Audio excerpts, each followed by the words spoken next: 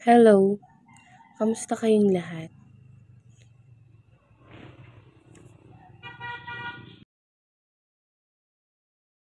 Ako nga pala si Elisa Maria Mabel, 13 taong gulang na, isang estudyante at nag-aaral sa paaralan ng Quezon National High School. Ako ay nasa ika-8 baitang na sa Section Mango. Bilang isang mag-aaral o estudyante, naatasan akong gumawa ng proyekto tungkol sa komunikasyon. Ngayon, ano nga ba ang komunikasyon? At bakit mahalaga ito sa ating lipunan?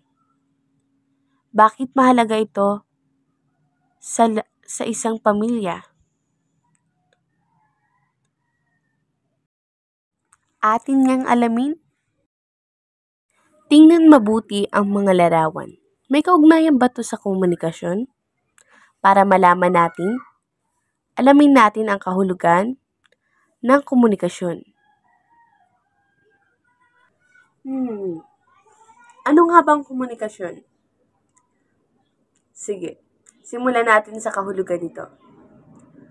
Ang komunikasyon ay ang anumang senyas o simbolo na ginagamit ng tao upang ipahayag ang kanyang iniisip at pinapahalagahan. Kabilang narito ang wika, kilos, tono ng boses, katayuan at uri ng pamumuhay. Mayroon 2 klase ng komunikasyon: pasalitang impormasyon at hindi pasalitang impormasyon. Mayroon tayong 5 paraan upang mapabuti ang ating komunikasyon. Una, ang mapanlikha o malikhain, in English, creativity. Pangalawa, ang pag-aalala at pagmamalasakit, in English, care and concern. Pangatlo, ang pagiging hayag at bukas. Pang-apat, atin-atin o personal. Pang-5, lugod at ligaya. Dagdag pa para sa kahulugan ng komunikasyon. Ang komunikasyon ay ang pagpapalitan ng ideya at kaisipan sa 2 o higit pang mga individual. Sa madaling salita, ang komunikasyon ay paraan ng pakikipag-usap o pakikipagtalastasan. Gaya nga ng sinabi ko, ang komunikasyon ay anumang senyas o simbolo na nagpapaliwanag ng iniisip ng tao. O maaari nating magawin ito sa pamamagitan ng pakikipag-usap o pakikipagtalastasan, pagsulat, pagpapakita ng imahe o imahe o larawan, at paggamit ng teknolohiya katulad ng cellphone, mga gadgets, at sa teknolohiya nagagawa natin tumawag o sa messenger, tawag nila kapag text or chat. Maaari natin gamitin yon upang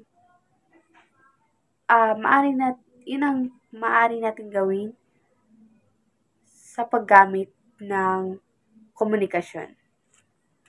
Tulad nga ng sinabi ko, may 2 klase ng komunikasyon: ang pasalitang komunikasyon at di pasalitang komunikasyon. Sa pasalitang komunikasyon, doon pumapasok at doon natin ginagamit ang katulad ng pagsasalita, pakikipagtalastasan,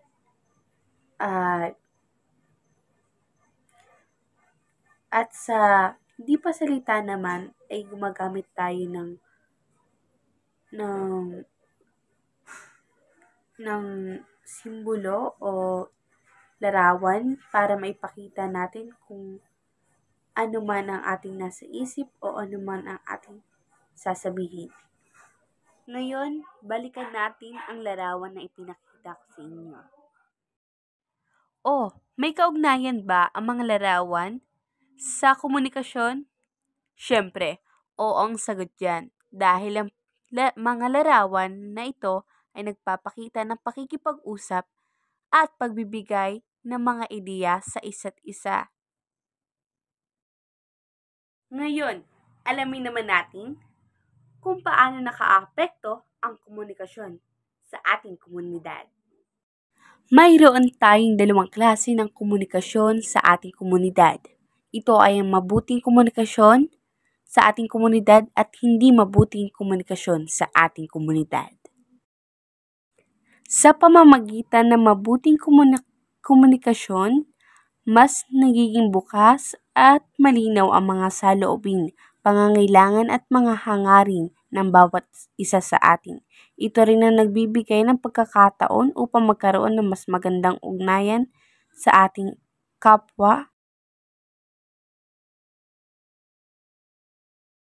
Samantalang ang hindi maayos na komunikasyon sa ating komunidad ay maaaring magdulot ng hindi pagkakaintindihan, hindi pagkakasundo, o hindi pagkakaisa.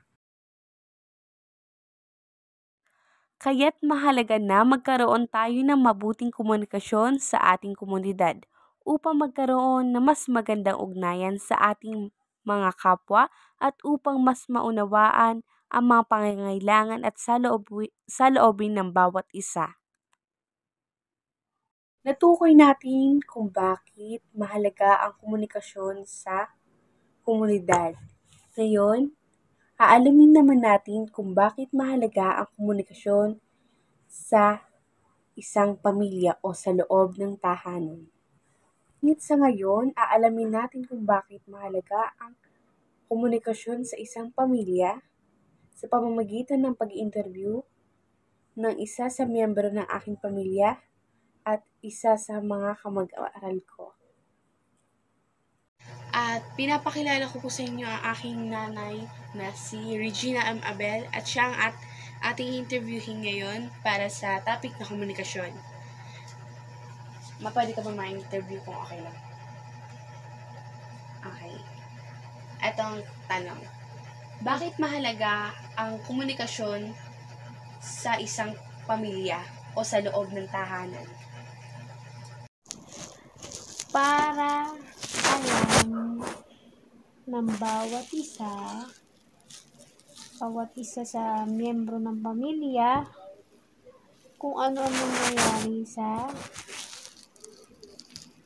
bawat isa sa pamilya. Katulad ng magulang, kailangan alam niya dapat kung ano nangyayari sa anak niya. Siyempre, kailangan din yung mga anak, alam din ng anak ko ano nangyayari sa kanyang magulang. Okay. Magandang umaga po sa inyo lahat. Ngayon po ay ako'y papasok na sa paaralan at mag-i-interview ng isa sa mga classmate ko. Let's go. Good afternoon everyone. Pinakikilala ko sa inyo si Lydia, my classmate and my friend in school. And we are here because i-interview natin si Lian tungkol sa topic na komunikasyon. Then, Lian, okay lang ba sa'yo na interview ka natin? Okay. The question is, bakit mahalaga ang komunikasyon sa isang pamilya? Mahalaga ang komunikasyon sa isang pamilya dahil kung wala ito, hindi natin nauunawaan ang ating pamilya. At mahalaga rin ito upang maramdaman ang pagmamahal sa isa't isa. Wow! Thank you for wonderful answer. Tulad ng sinabi nila, ang komunikasyon sa pamilya ay lubhang mahalaga. Dahil ito ang nagbibigay ng pagkakataong magkaroon ng mas malalim na ugnayan at pagkakaintindihan sa bawat kasapi ng pamilya. Sa pamamagitan ng mabuting komunikasyon, nagiging bukas at malinaw ang mga saloobin at pangangailangan at mga hangarin ng bawat isa sa pamilya. At diyan nagtatapos ang aking proyektong komunikasyon sa asignaturang ESP. Paalam sa inyo lahat!